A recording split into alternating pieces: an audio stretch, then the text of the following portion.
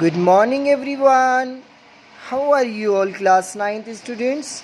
I hope that you all are fit and fine at home. My dear students, I, Vashish Nirwal from Scholars Pride World School, welcomes you in the today's class. In our previous classes, we have discussed till Women Revolution. Today we will wind up this chapter, and today we will cover remaining 4 topics of our chapter first. I hope कि जो पिछली classes में मैंने आपको समझाया था आप लोगों की अच्छे से समझ में आ गया होगा. If you have any problem और any doubt you can go to my YouTube channel. आप मेरे यूट्यूब चैनल पे जाकर ये चैप्टर की वीडियोस आप वहाँ से देख सकते हैं. So let's start. And the topic is the abolition of slavery. Abolition का मतलब होता है किसी भी चीज़ का एंड होना, एबोलिश होना. किसका? स्लेवरी मतलब गुलामी. अब वो समय आ गया था जब गुलामी को बिल्कुल ख़त्म होना था. अब देखिए होता क्या है, the unwillingness of European to go and work in colonies in a Caribbean, which were important suppliers of commodities such as tobacco, indigo, sugar and coffee, created a shortage of labor on the plantation. Thus the slave trade began in the 17th century. जब ये तंबाकू वगैरह की इनकी खेती होनी शुरू हुई तो उस समय लेबर की बहुत ज़्यादा शॉर्टेज हो गई. प्रोडक्शन ज़्यादा था और शॉर्टेज लेबरर्स की कम शॉर्टेज थी. तो उस समय स्लेव ट्रेड शुरू कर दिया गया 17th सेंचुरी में, जिसमें क्या होता है, French merchant sold from their ports to the African coast. जो फ्रेंच के और जो फ्रांस से जो व्यापारी थे, जो फ्रेंच व्यापारी थे, वो अफ्रीकन कोस्ट पे आते. Where they bought slave from local captives, मतलब जहाँ से वो कुछ गुलाम लेके आते अपने साथ जो उनका सामान को, चीज़ों को ढोते. Branded and shackled the slaves were packed tightly into ship for 3 months long voyages across Atlantic to Caribbean. और क्या होता है, मतलब कोई भी चीज़ है, मतलब और फिर वो क्या करते, उनको गुलाम क्या करते थे, उनकी स्थिति इतनी ख़राब होती थी कि उनको बांध कर ही लेके आते थे, काम कराए फिर बांध कर ही वापस लेके जाते थे. There they were sold to plantation owner.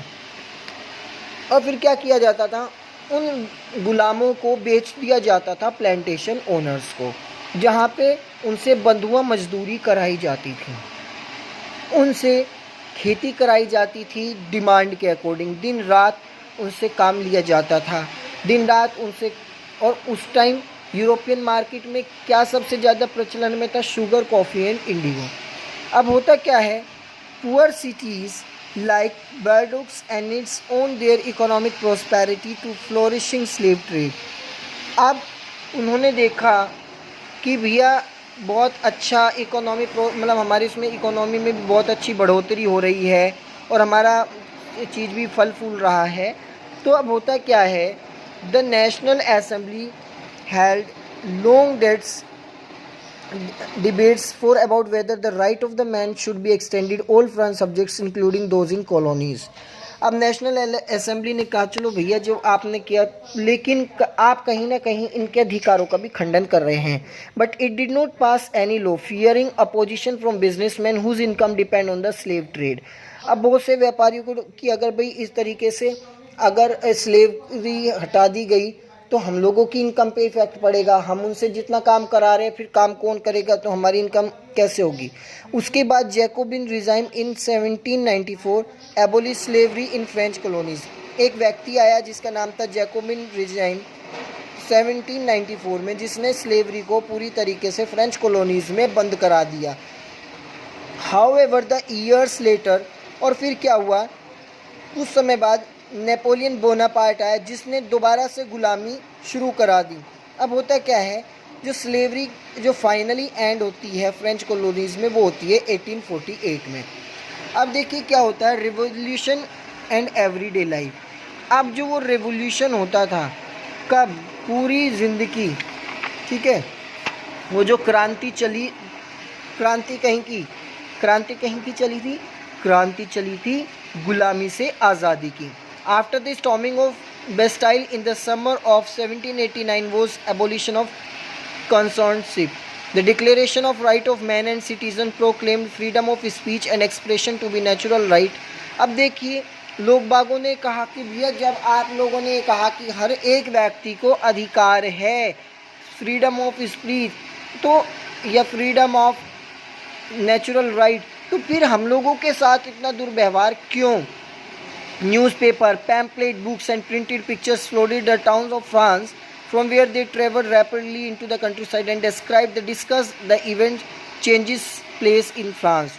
और न्यूज़पेपर के माध्यम से, पैम्पलेट के माध्यम से, बुक्स के माध्यम से एक क्रांति सी फैल गई पूरे फ्रांस, पूरे देश में, और लोग बागों ने चेंज करना शुरू कर दिए स्थानों को, एक जगह से दूसरे स्थानों पे changes takes place in France, और फ्रांस के अंदर भी बहुत ज़्यादा बदलाव आया. Plays, songs and festives procession attacked large number of people, which was one way they could grasp and identify with ideas such as liberty and justice. हर एक व्यक्ति बस यही सोचता था कि मुझे न्याय मिले, मेरे अधिकारों का किसी प्रकार से कोई भी खंडन ना हो, क्योंकि अगर मेरे अधिकारों का खंडन होगा फिर वो जो प्रॉब्लम कहाँ आ रही है, प्रॉब्लम आ रही थी कि अगर अधिकारों का खंडन होता है तो हमारी जो कॉन्स्टिट्यूशन है उसको भी कहीं ना कहीं प्रॉब्लम होती है. अब यहाँ से जिस व्यक्ति का नाम मैंने आपको बताया जिसने दोबारा से ये रीइंट्रोड्यूस किया स्लेवरी, उसका नाम था नेपोलियन बोनापार्ट. अब होता क्या है, after the end of reign of terror, एक रीजन ऑफ टेरर जब ख़त्म हुआ, डायरेक्टरी क्रिएटेड पॉलिटिकल इनस्टेबिलिटी, फिर पॉलिटिकल इनस्टेबिलिटी हुई, और फिर 1804 में नेपोलियन बोनापार्ट को ने अपने आप को एम्परर घोषित कर दिया फ्रांस का. अब होता क्या है, he conquered many neighbouring countries and plain member of his family on the crown. अब देखिए, उसने कहा कि भाई मैं और मेरा परिवार बहुत सक्षम है, तो नेपोलियन ने saw his role as moderniser of Europe. अब नेपोलियन के मन में था कि मुझे यूरोप के अंदर भी मॉडर्नाइजेशन करना है, तो उसने बहुत सारे रूल्स लॉज बनाए for the protection of private property and uniform system of weight and measure provided by the decimal system. और फिर उसने ये कुछ सिस्टम्स बनाए. Initially many welcome Napoleon as the liberator who would bring freedom for the people.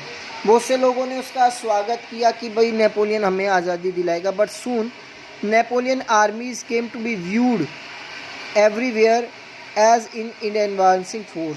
लेकिन कहीं ना कहीं सब लोग गलत साबित हो गए. जिसको वे अपना हितैषी मानते थे वही उनका दुश्मन माना जाने लगा. और soon he was finally defeated at Waterloo in 1815. और सन 1815 में वो वाटरलू जो युद्ध हुआ उसमें वो हार गया. लास्ट टॉपिक है legacy of the French revolution. अब जो फ्रेंच में जो विरासत की क्रांतिकारी थी वो किस तरीके से होती है. The ideas of liberty and democratic rights were the most important legacy of French revolution. देखिए, जो आइडिया था लिबर्टी का या डेमोक्रेटिक राइट्स का, डेमोक्रेसी होता क्या है, for the people by the people and to the people, जनता का जनता के लिए, जनता को समर्पित, ये हमारा डेमोक्रेसी में कहा गया है. These spread from France to the rest of Europe, और ये पूरा फ्रांस से यूरोप में स्प्रेड हुआ 19th सेंचुरी में. वेयर फिड्यूअल सिस्टम वर एबोलिश्ड, जहाँ पे सामंती सिस्टम एबोलिश्ड हुआ था, ख़त्म हो गया था. Later these ideas were adapted by Indian revolutionary strugglers Tipu Sultan and Raja Ram Mohan Roy also. और बाद में यही रिवोल्यूशनरी स्ट्रगलर्स इंडिया में भी हुआ, और जिसको टीपू सुल्तान और राजा राम मोहन रॉय ने उसको माना, उसका सम्मान किया. So my dear student, that's all how today our chapter first, that is French Revolution is over. If you have still any doubt, you may go to my YouTube channel. आप मेरे YouTube चैनल पे जाकर मेरे channel को like करें, subscribe करें, और जो भी आपकी वीडियोस हैं वो आप क्लास 9 आप उस पर मेरे चैनल पर देख सकते हैं. अब तक की हिस्ट्री की, ये फर्स्ट चैप्टर की पिछले पार्ट तक मैंने सारी वीडियोस अपने यूट्यूब चैनल पे अपलोड कर दी है. So my dear student, you may go to there and you may check. Thank you and have a nice day.